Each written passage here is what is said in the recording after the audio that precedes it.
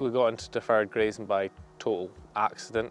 We took on a parcel of land that had not been farmed for 5+ years. No animals had been on it, so we took it on in the winter and we didn't know really how to go about it, so it was all real rough, long-standing kind of grass, so didn't want to put a machine into it because we didn't know what was in amongst it, so we decided that we would strip graze a group of yearling heifers throughout the winter, and it was amazing to see just how well they did on such low quality kind of forage.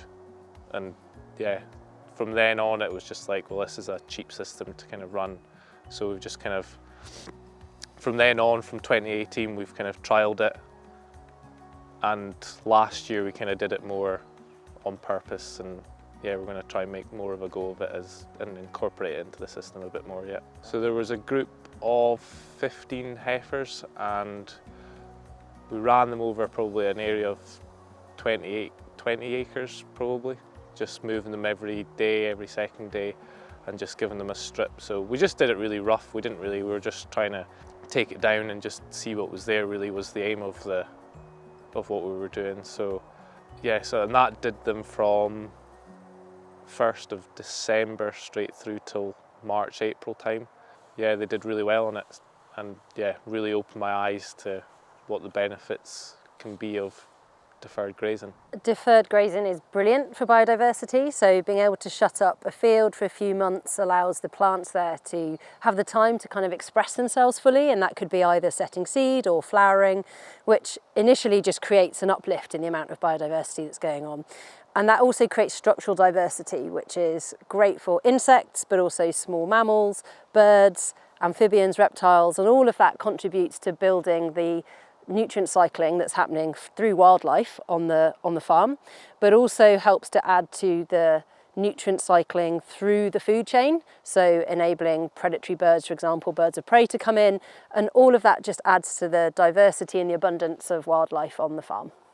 This is a 6-hectare field. We took a cut of silage off mid-July last year and then shut it off from then and just allowed it to grow a real good wedge of grass. We tested the forage, we cut a segment of grass out, tested it, and we made up a feed ration, so we knew how much to allocate every day and how much we were going to buffer it out with silage. So we strip grazed our way down the field every day, and we rolled out half a bale of silage for that one day, and then that other half a bale of silage we rolled out for the next day. So I was only having to take the tractor in every second day. So that did them from December through to about the start of February. And I thought the cows looked really well. They were some of the most content cattle that we had on the farm. And it was great to see them out still grazing throughout the winter. Cost savings we had 30 animals, 30 cows in here, so we reckon that we saved 40 bales of silage and around 60 bales of straw for that 2 to 3 month period. Straw because they were outside, we weren't having to house them, so that equated to about £1,660 worth of cost savings. There's additional savings in there because we don't have to house them, you know, we're not having to take muck out the sheds, we're not having to use any machinery to bed them or anything like that. So there is other savings out there that we haven't probably accounted for. So I think the savings are larger than just that figure. Deferred grazing is a really good way to keep cattle out over the winter, and that can be really beneficial for dung beetles. So during the winter time they are still active, particularly if it's not too cold, and giving them that habitat and that feed source of being able to get into the dung and then interact with where the dung hits the ground is going to be far more beneficial for their population numbers than if the cattle are taken off the ground. So yeah, deferred grazing can really, really help with maintaining their numbers, which has such a knock-on effect for soil health, but also for the fact that they provide feed themselves for birds as well. This is a field that has not been grazed at all. Quite like where we started with a bit of deferred grazing in 2018, similar situation. We've just taken on this bit of ground. We didn't have any kind of water system in place, so we didn't have an option to get cattle in here in the summer, but we've got something now, so pretty much we've just left it to grow all summer, and there's a real bank of grass that's grown through the summer. So we're going to come in here this winter and again strip graze it. Unless the weather gets bad, we're not going to supplement feed, because I think there's a good balance of kind of brown roughage but also a good bit of leafy green, so there's a good balanced diet here for them. If the weather gets bad, we will supplement feed them, but I think in a normal case I would have probably liked to have grazed this once through the summer and then closed it off, but I still think this is going to be real good winter feeding for the cows. So this field is full of cocksfoot, which is an amazing plant. It's really deep rooting, and you can possibly see that it's a quite tufted plant, and it has quite a compact base to the grass that's really starchy, which is full of really good nutrients for the cattle. But at the same time, these tufts create really good habitat for small mammals particularly, but also nesting birds really like getting into this habitat because they're well protected. And one of the brilliant things about these tufted grasses is that what you see above the ground is often replicated below the ground in terms of root mass. So that root mass is going to really help create nutrient cycling below the soil, well within the soil, and will obviously be then feeding all of the microbiology in the soil as well, which reflects the kind of importance of biodiversity under the ground as well as above the ground. And those root exudates that are then going to be maximised by the microbiology in that soil will help keep that soil really healthy. And I think with the winter grazing on here as well, it's just enabling that cycling of nutrients whilst keeping the cattle happy and maintaining the structural diversity that's really good for wildlife.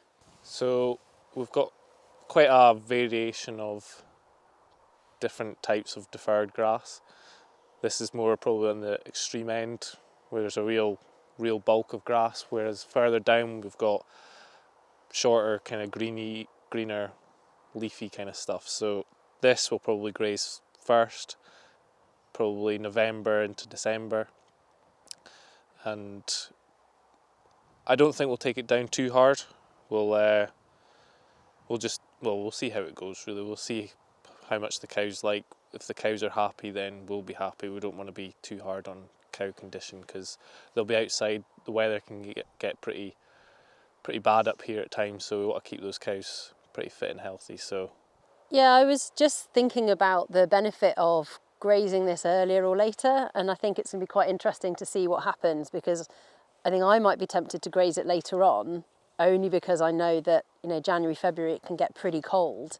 And as Duncan has highlighted, the good mixed bite in here could be really beneficial in that really cold weather, but then balancing that against having that good quality of leaf earlier on before it really senesces and you get a heavy snowfall and the whole lot just gets flattened, I think could be quite tricky. And that's something about deferred grazing and an increased mammal presence that can be quite frustrating sometimes. So particularly if you get a heavy snowfall and you've got tall grass like this, what can happen if the snow is sitting on it for a long time is that all the voles that are living here go through under the snow, they make these tunnels and they'll just nip the bottom of the grass out as they go.